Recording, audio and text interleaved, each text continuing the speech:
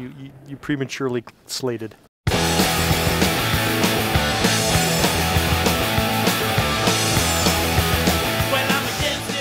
Ladies and gentlemen, to today's Rowdy.com Big Three, where we talk NASCAR racing. My name is Bassmasters. This is Buck Fever, and sitting high above us with the questions today, our friend Jerome Buzz Cutler. Who's touching me?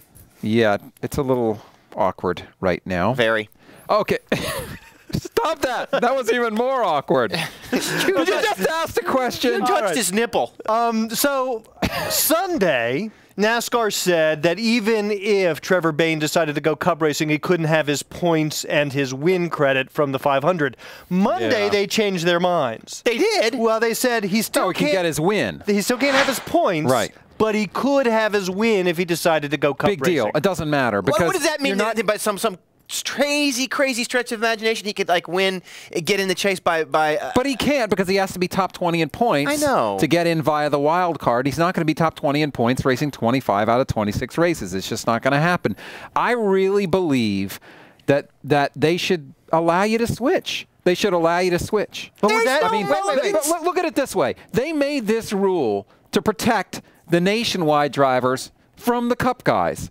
Now they are protecting the Cup guys from Trevor Bayne. Can I just say I'm sick and tired of all these nationwide drivers coming up to the Cup Series and stealing the glory from these hard-working Cup drivers. They should give you a change. They should. It's not like they awarded those points to somebody else and they got to go take them away from somebody else. If they let him have the points, would that still make a difference? He still doesn't have the sponsorship to run a full season. But he could get it. First of all, they're actively looking for sponsorship to run the full season. Good luck with that. Well, now that they've won the Daytona 500, they might have a chance to get it. Ryan Newman doesn't even have a full sponsorship. Listen, Trevor Bayne went from 6,000 people on Facebook to 16,000. And not only that, but Trevor Bayne's car doesn't cost as much as Ryan Newman's car. And he's won the Daytona 500. And if he had the points from that, he'd be leading the series.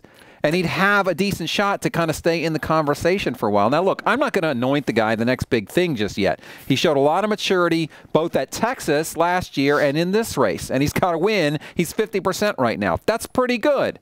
But I think it would be great for the sport if the Wood brothers had a chance to acquire full season sponsorship, because they had a guy who could run for the championship, maybe sneak in on a wild card. But they can't because of this rule, and I think it's ironic, and it's an unintended consequence. Is it ironical? It's ironic, but it's all going to be over in 6 days when we race at Phoenix. You're probably and we right. just forget about it. It's fluky. It's weird. It's never going to happen again. Let's move on to issue number 2. The Wood brothers, their first time in victory lane since Elliott Sadler. Remember him? Yeah, back in 2001, I believe. First Daytona 500 victory since David Pearson in 1976.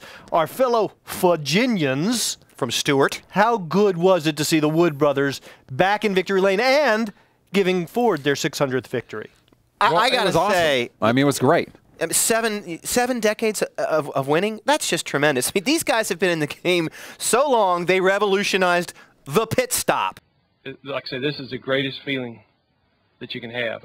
We were here for, I was part of the 76 win with Pearson. I think Eddie was here with Fort in 72 and Pearson in 76. But, you know, Trevor did such a great job. You know, you think, well, what's your biggest win? Well, this is the top of the stack right now.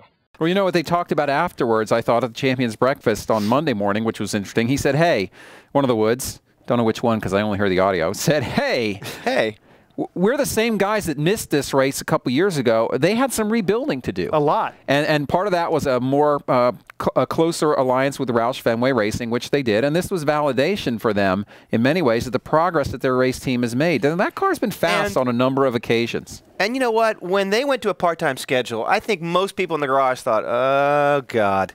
That's the end of the Wood brothers. I mean, nobody ever Right, that seems like the first step on the way to we're not going to see those guys in victory lane in a Cup race, in a Daytona 500. No way.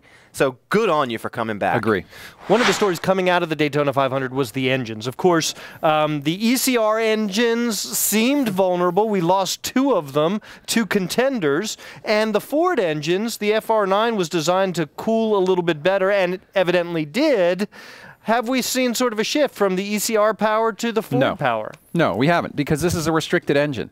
And not only that, but the ECR engines were great. I don't know what caused those two to go away, but the ECR engines were stout, the Hendrick engines were good, and the Ford engines were pretty good. The FR9s were good. That cooling feature was designed really for an intermediate track, because that allows you to put a little more tape on the nose, give you that all-important front downforce that you need at the 1.5 to 2 mile racetracks. Which are the bread and butter of our series. Which is the bread and butter of Ford. Right. And the bread and butter of Jack Roush. So I think the fact that they cooled better at Daytona was sort of a happy accident, a lucky coincidence, if you will.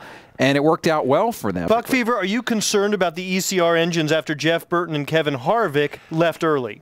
No, I'm not concerned, because it was a plate track and it was the plate engines, and I don't think it was just a weird situation. Yeah, I don't think it's that big a deal. I will say this: Ford is back. They won the last 3 races, and that's pretty cool. And they finished in all 3 podium positions at the Daytona 500. Thank you to David Gilliland and the Rowdy Karma. And I was talking to Rick Mass yesterday about Trevor's win, and he says sometimes you just don't know what you don't know and you go with it. And congratulations, Trevor. Well, absolutely. Rick Mass has always said that race car drivers are not the brightest bulbs on the tree. You know what? Huh? I think he's selling them short. I think the most successful guys are actually quite smart, including the Rickster. All right, that has been your Rowdy.com Big 3 for today. Do join us at Rowdy.com. Lots to talk about, obviously, from the Daytona 500. You can comment on this very video. Don't touch me anymore. Rowdy.com. Say it like it is. Say what like it is? Rowdy.com.